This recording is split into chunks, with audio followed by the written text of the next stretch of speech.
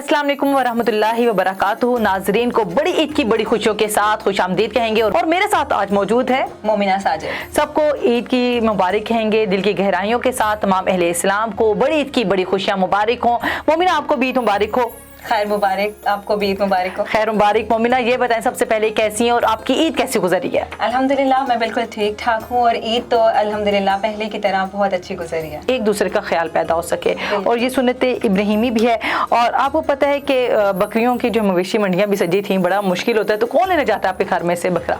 घर में बेसिकली जो है वो फादर लेने जाते हैं, भाई के साथ चले जाते हैं अक्सर। पहले दिन तो है वो गोश्त ही बनता है, ऑब्वियसली गोश्त ही बनता है। दोनों टाइम जो है नाश्ता जो होता है बेसिकली हमारा सवैयों से होता है। कुर्बानी हो जाती है तो उसका गोश्त पकने के लिए रख जाता है और उसके साथ पुलाव होती है, ये बिरयानी होती है। कपड़े, ज्वेलरी सब कुछ खरीदती हैं? ऑब्वियसली मेरा बेसिकली टारगेट होता है ड्रेस और शूज़ वगैरह पे, तो ज्वेलरी वगैरह फिर उसके साथ ही पता ही नहीं चलता कब बंदे ने परचेज कर लिए कब नहीं की।